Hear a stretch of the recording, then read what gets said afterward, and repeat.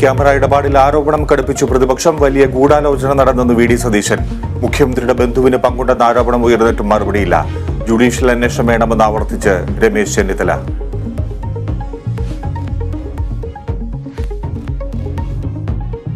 അരിക്കൊമ്പനെ നിരന്തരം നിരീക്ഷിക്കണമെന്ന് ഹൈക്കോടതി. അരിക്കൊമ്പന്റെ സഞ്ചാരം തമിഴ്നാട് മേഖലയിലേക്കാണെന്നും നിരീക്ഷണം തുടരുന്നുവെന്നും വനംവകുപ്പ്. ദൌത്യ സംഘത്തിന് ഹൈക്കോടതിയുടെ അഭിനന്ദനം. റേഡിയോ കോളർ ബന്ധം തടസ്സപ്പെട്ട അരിക്കൊമ്പൻ വീണ്ടും റേഞ്ചിലെത്തി.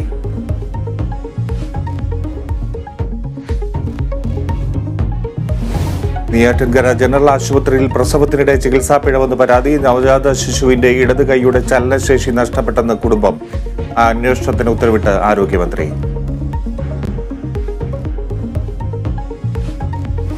തമിഴ്നാടനും സംവിധായകനുമായ മനോബാല അന്തരിച്ചു.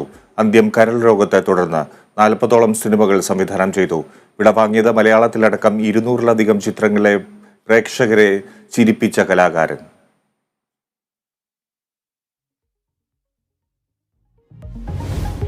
കോട്ടയത്ത് സൈബർ അധിക്ഷേപത്തെ തുടർന്ന് പെൺകുട്ടി ആത്മഹത്യ ചെയ്തതിൽ പ്രതിക്കായി തെരച്ചിൽ. അരുണിന്റെ അവസാന ടവർ ലൊക്കേഷൻ കോയമ്പത്തൂരിൽ.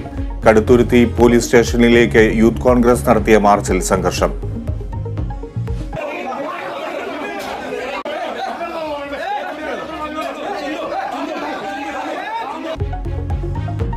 പെൺകുട്ടി നൽകിയ പരാതി പോലീസ് ചോർത്തിയെന്ന് ആരോപണം.